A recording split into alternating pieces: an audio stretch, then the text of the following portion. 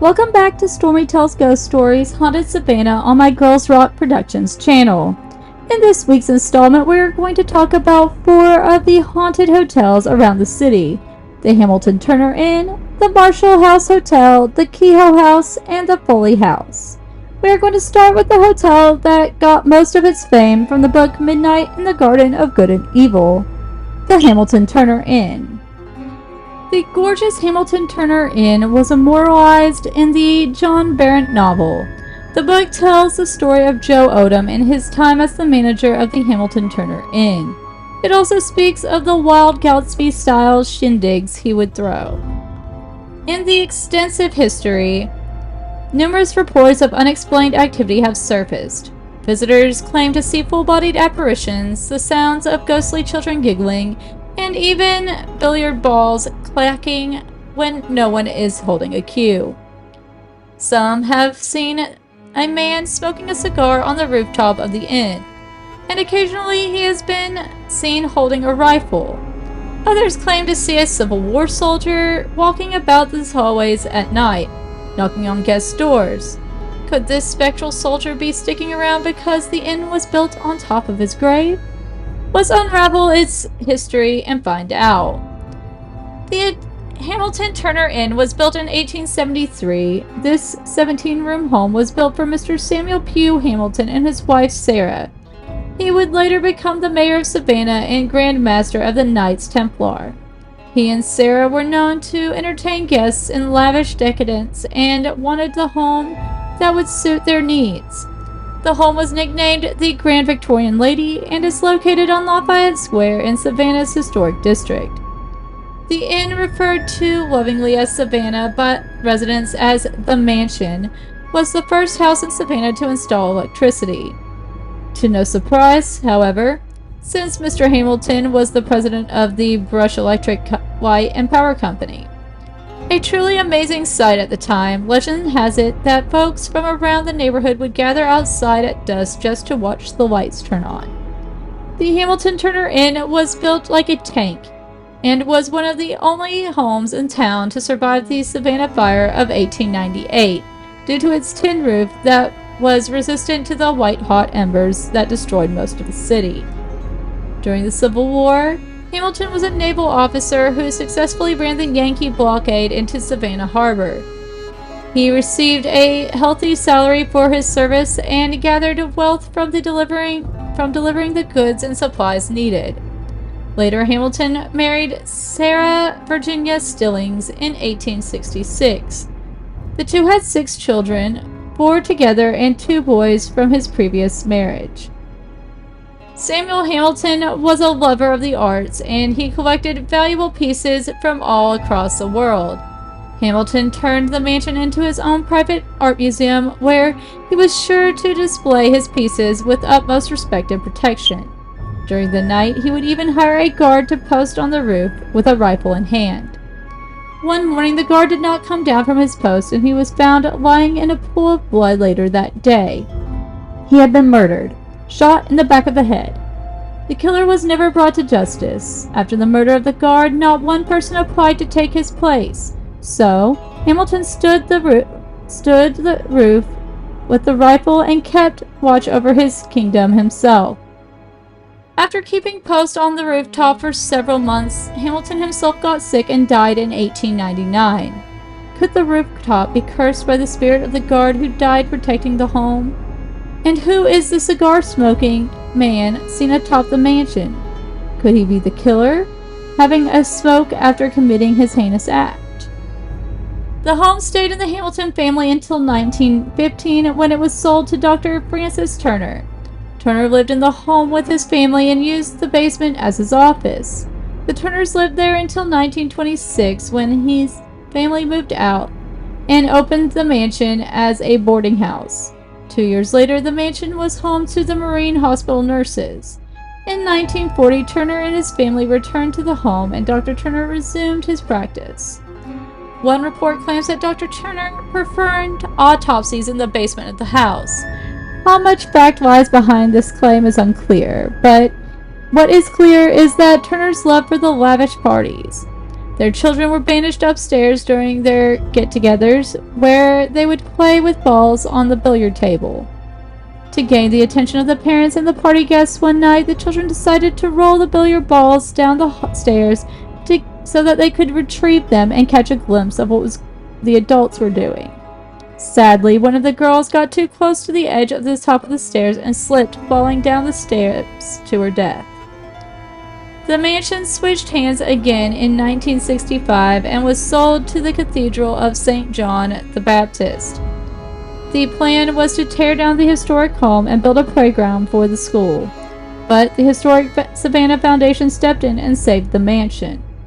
Over the next several years, the home had several owners and was always associated with scandal. In 1997, Charlie and Sue Strickland bought the house from Nancy Hillis and converted it to the Hamilton Turner Inn that is seen today. Robin Jane Sales took over the restoration work in 2003, and it was later sold to Gay and Jim Dunlap, who own it to this day, working with the historic Savannah Foundation to maintain the elegant historic home. The Hamilton Turner Inn at 330 Abercorn Street, like many other buildings on the street, is haunted. There's no doubt about that. It's even rumored to be the early inspiration behind Walt Disney's Haunted Mansion. The home's authentic Gothic architecture adds to its already unsettling, spooky appearance. A CNN reporter claimed that Disney himself sat down on a bench outside the home and sketched it. Visitors and guests of the inn, as well as staff, have their own unique ghostly reports to make. One of the more common occurrences at the mansion is when the young girl who died here comes out to make herself known. Guests report hearing what sounds like a billiard ball bumping down the stairs, thunk, thunk, thunk, until it comes to the bottom stair and rolls across the floor. Others hear children giggling on the upper floor, perhaps remnants of the children who once played up there while their parents partied.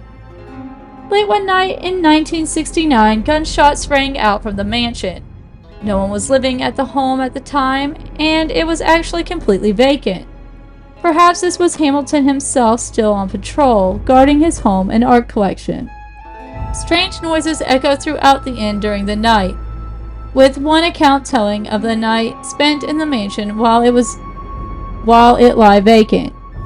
A man told of a time he was just a broke aircraft mechanic who had wandered into Savannah to spend the night.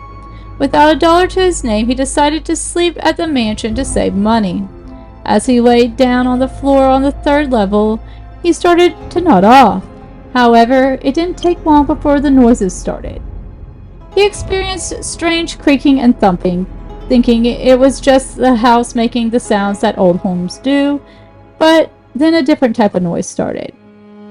This noise started from the lower level and started to make its way up the steps towards the man sleeping.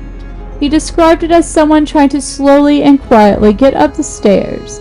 He grabbed a board to defend himself and went up a narrow staircase to a small room that led out to the roof. As he stood there with the club in hand, he began to wonder how he ended up in this predicament. A drunk kid from Denver on the roof of a Victorian mansion in Savannah in the middle of the night with a club in his hand. He waited there for a long time, but no one ever came out. He stayed out there the rest of the night and didn't get any sleep, but can you blame him? We're going to move on to the hotel that was once a Civil War hospital, the Marshall House Hotel. The Marshall House Hotel on Broughton Street is one of the oldest hotels in Savannah, Georgia, and with that distinction comes a colorful past filled with enchanting charm. The Marshall House has retained some of its original architectural features, such as the beautiful brick walls and glamorous staircase. One thing that makes the Marshall House so unique is that unlike other historic hotels in Savannah, the Marshall House was not originally a house, but was built with the specific purpose of being a hotel. Mary Marshall built the hotel in the 1850s on land that she'd inherited from her father, Gabriel Livier, who was a French cabinet maker. The Marshall House is widely considered by architectural historians to be the finest structure Mary Marshall ever built. During the Civil War, the Marshall House was occupied by the Union and used as a hospital until the end of the war. It was used twice more as a hospital during the yellow fever epidemics and of the 19th century, and many believe ghosts still roam the 165-year-old structure. When the hotel was restored in the 1990s, workers were replacing damaged floorboards downstairs when they found human remains. The area became a crime scene, but it was soon learned that the downstairs had once been the hospital surgery room, leading historians to believe that the bones which were discovered came from amputated limbs of Civil War soldiers. The Marshall House is well aware of their reputation for paranormal activity. Eerie ghostly occurrences include faucets that turn on and off, lights that inexplicably flicker, electronic items powering themselves, toilets suddenly overflowing for no apparent reason, and disembodied voices that echo throughout the halls.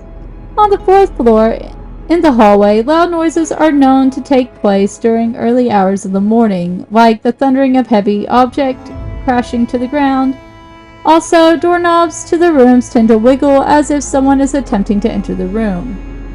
One guest recalled a room to be wary of was 406.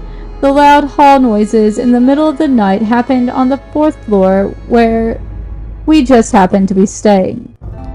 I've lived in many haunted houses, but the Marshall House creeped me out completely. I loved it there, but I could not rest. Yes, it is old and noisy, but there's way more going on than meets the eye. I know others have experienced things too.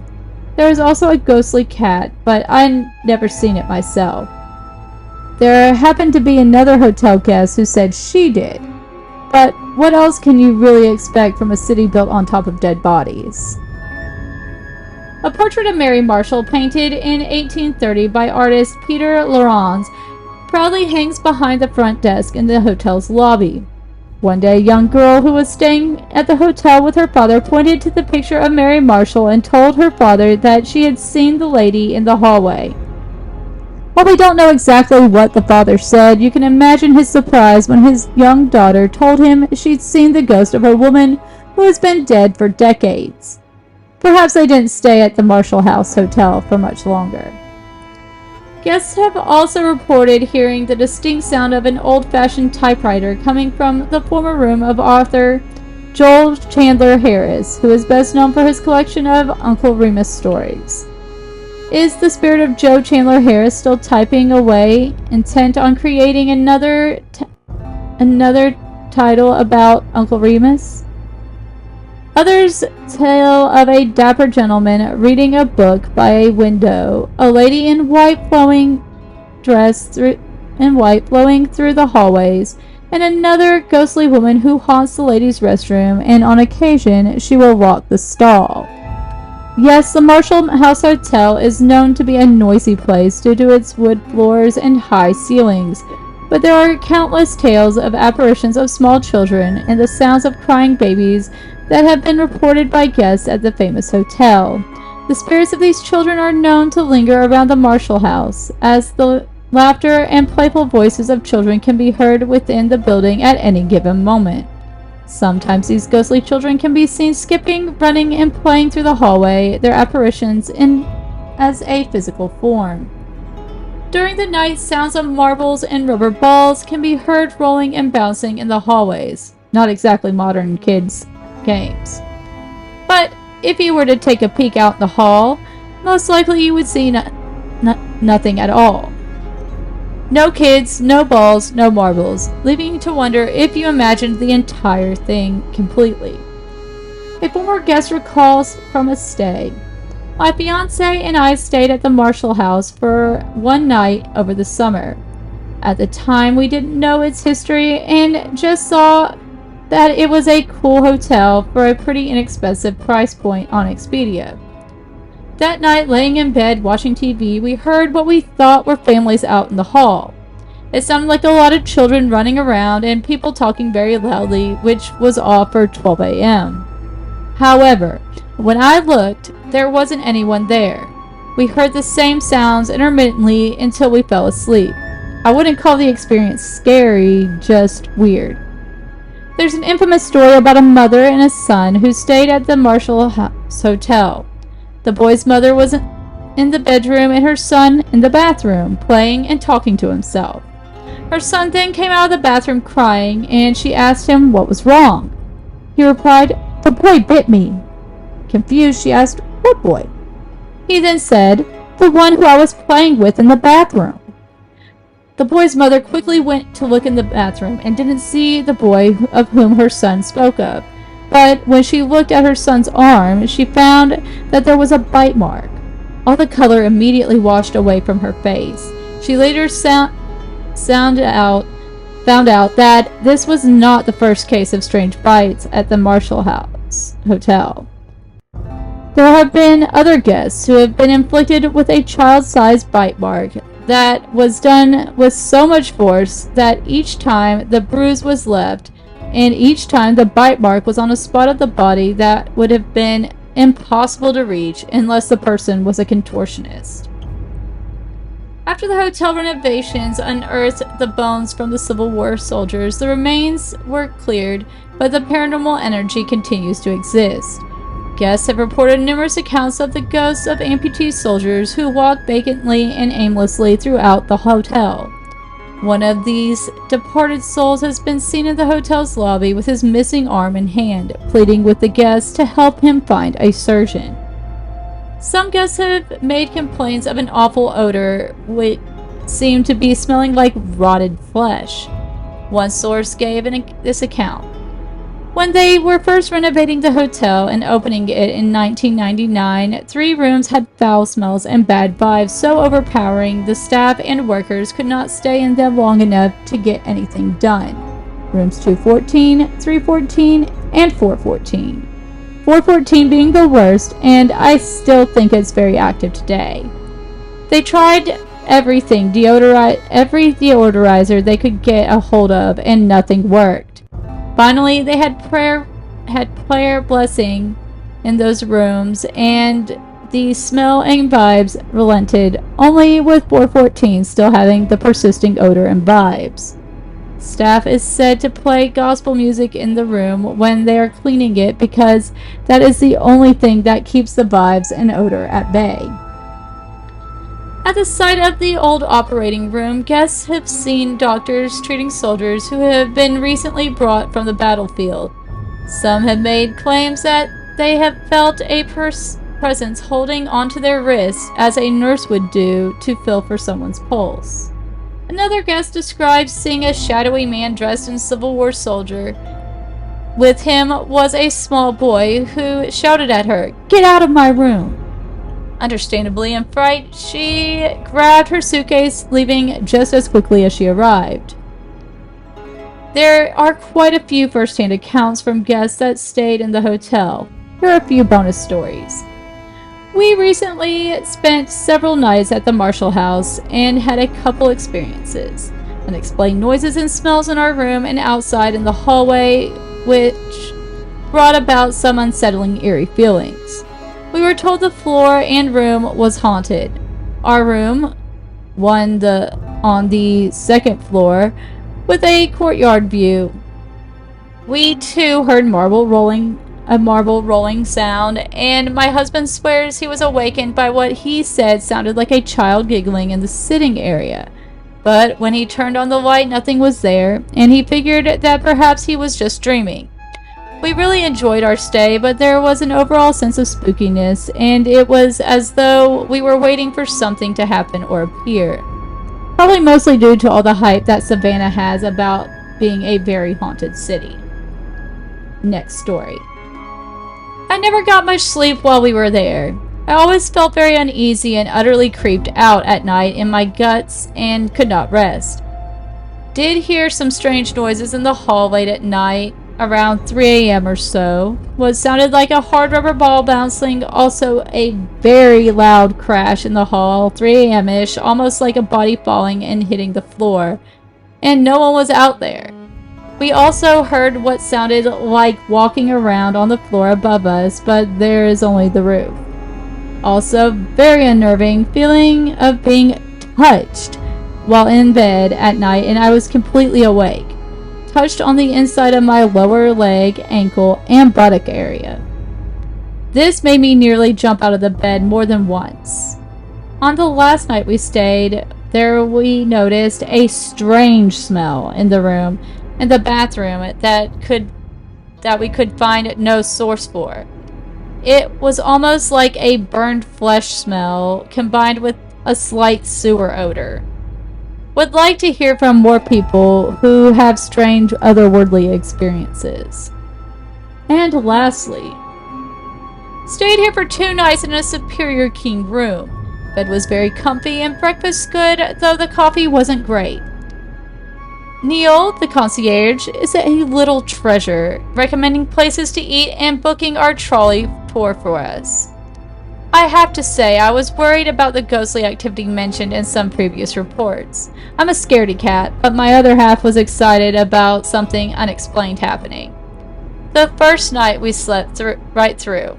The second night I was woken from a deep sleep by a loud whirring noise right in my ear.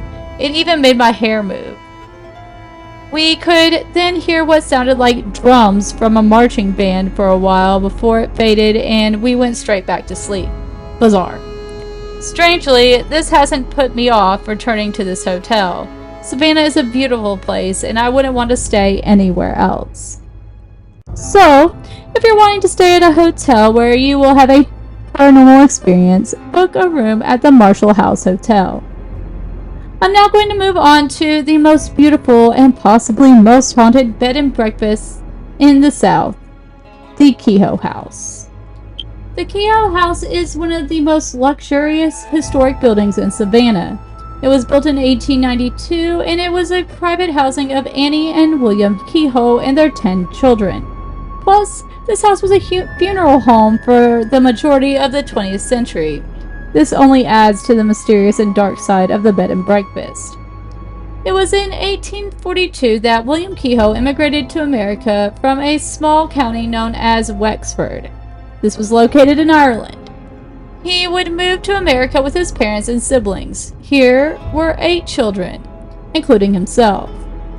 The family would eventually settle with other Irish settlers in the Old Ford district in the city. William would apprentice with an iron foundry at a young age. He would eventually work up to being the foreman. Not long after receiving the foreman, he would purchase the foundry. At this time, it was located just east of Broughton Street. It would be after World War I that he would build a new foundry on the river.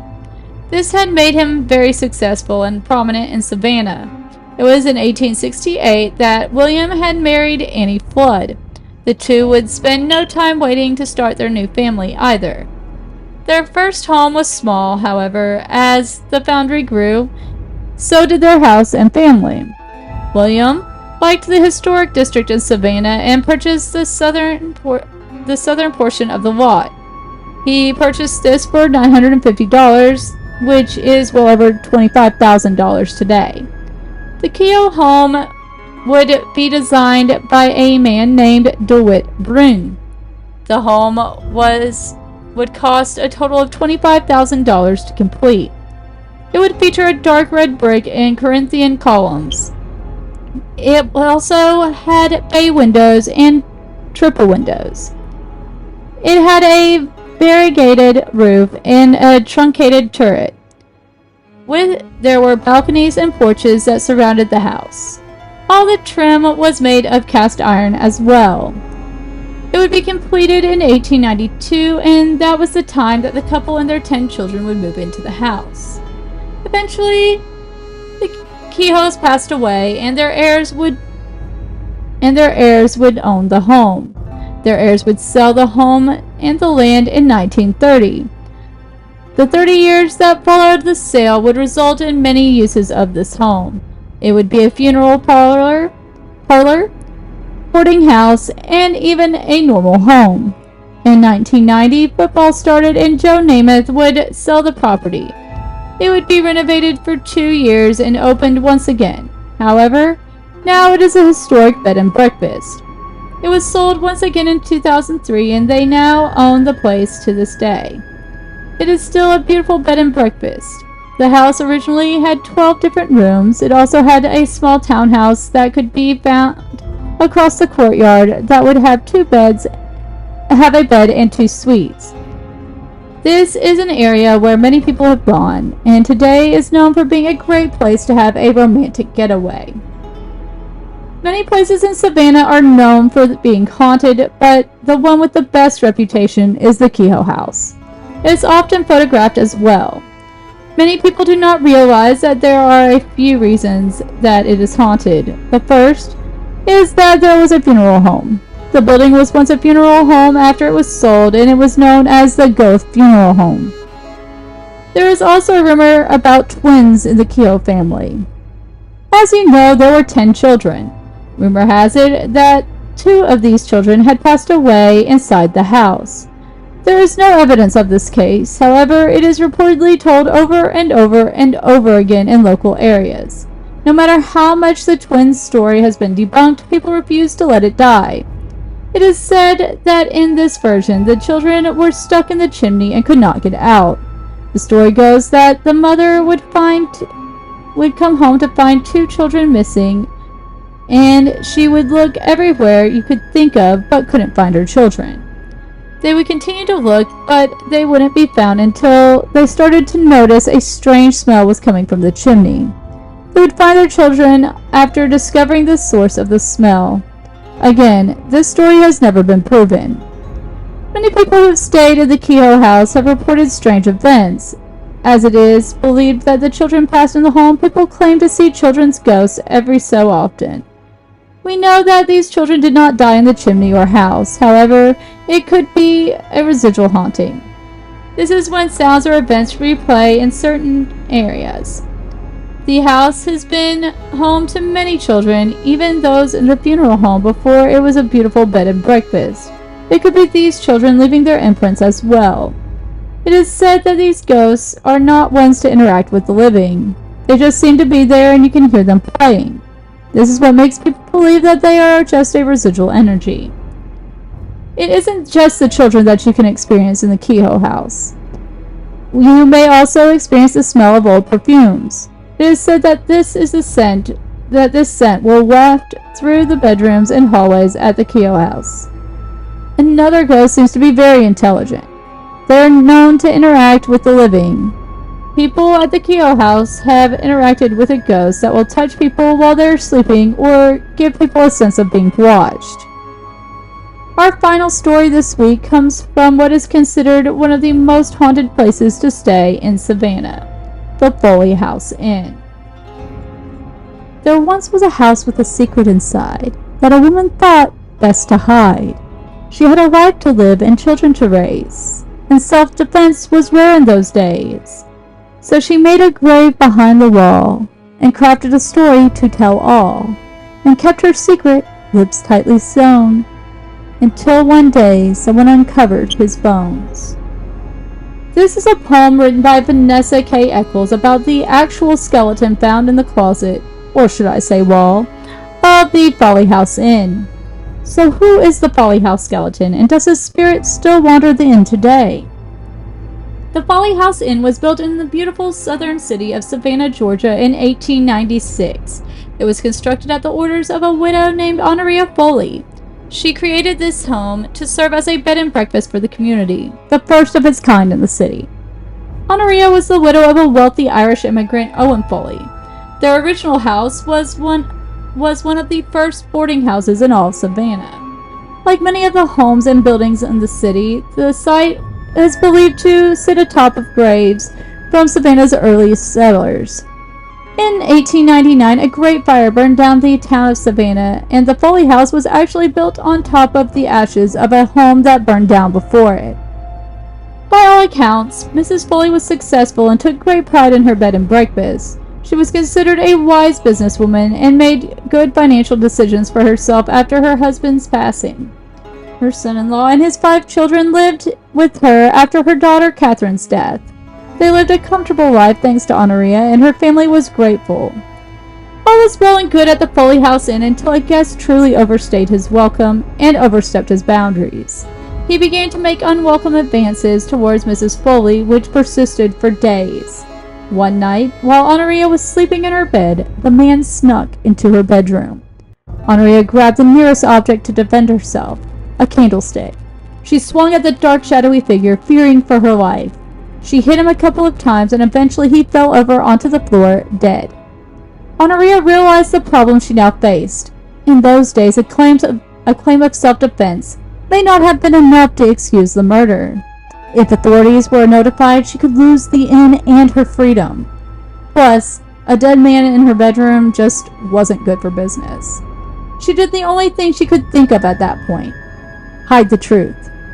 With the help of a friend who was a carpenter by trade, they placed the man's body inside of the wall, where he remained for nearly a century. Honoria confessed to the murder on her deathbed in 1914. The story was so wild that some folks couldn't believe it. Could this really have happened? While the inn was undergoing renovations in the late 1980s, the crew discovered the truth: the skeleton hidden in the wall of the Foley House Inn. No positive identifications were made since the body was so far decomposed, almost mummified. But the story of Mrs. Foley's murder has become infamous in all of Savannah. The discovery of the skeleton in the wall set off a string of unexplained ghostly phenomena in the inn. Guests began to have encounters with unknown entities. One story told by a woman named Jerry has since become one of the most famous reports. Jerry was staying at the Foley House Inn in 2008 during a business trip. She was unaware of the inn's past and was perfectly happy with her room and stay until one night when she returned home late from meeting. She was walking up the steps when she felt a shove. She had been pushed out of the way by a man rushing past her. How rude, she thought. Her anger quickly turned into confusion and fear when the man turned around to look at her. His face was pale. His mouth turned into an angry scowl. His features dark and eyes sunken. He looked dead. He stood for a moment at the door while Jerry was frozen, shocked at what she was seeing. He then vanished through the door, all while Jerry held her breath, stunned. When she recovered her wits enough to enter the inn, she found the front room abandoned. She did, however, hear heavy footsteps going up the staircase until the sound disappeared into a random spot in the wall. As she recounted this story to the front desk clerk the next day, she was informed that the spot where the footsteps had disappeared wasn't random at all. You guessed it. The spot was where the crew had pulled the skeleton out 20 years earlier. Could this have been the spirit of Mrs. Foley's victim trying to show the guest where his final resting place was? Perhaps he's just restless, unable to move on due to his untimely death. Could his anger about his rejection have kept him here? Other visitors see a man in a top hat wandering in the gardens. Reports of cold spots are also made all over the property. The spirit in the garden is seen so much that the staff have named him Willie. There is also a ghost of a small girl residing in the Foley House Inn, and she is known to scream out in the parlor during bouts of silence. The Foley House Inn is still operating as one of Georgia's oldest bed and breakfasts. Guests can stay overnight at the inn. Most guests go for the charm, but stay for the ghosts after they realize that it's not just the living who are lodging there. Perhaps during your stay, you'll come across the screaming girl, or maybe you'll run into Wally during your stroll in the garden. If you get pushed truly on the way to check in, please forgive the inn staff. You'd be mad too if you were buried in a wall. That concludes this week's Stormi Tells Ghost Stories Haunted Savannah. I hope you enjoyed hearing about some of the most haunted hotels around town. The Hamilton Turner House, the Marshall House, the Kehoe House, and the Foley House Inn. Remember to like the video and subscribe to my Girls Rock Productions channel for more content. Also check out some of my other playlists while here. Don't forget that the live streams for Stormi Teaches Music will resume this Friday at 1 p.m. Eastern. If you are ever here in Wilmington, the Wilmington area, and would love to learn some of the dark, bone-chilling stories here in the port city, sign up for the Walking Ghost Tour or Wilmington Spirits and Spirits Pub Crawl with U.S. Ghost Adventures to have one of our other great tour guides or yours truly show you around town. While you are in the Cape Fear area, if you decide you want to stay or get a vacation home here, check out my Moving to Coastal Carolina YouTube channel and contact me since I am a licensed realtor here in southeastern North Carolina. Don't forget to tune in next Tuesday at 6 p.m. Eastern for the next installment of Stormi Tells Ghost Stories Haunted Savannah. Till then, have a great week and stay safe.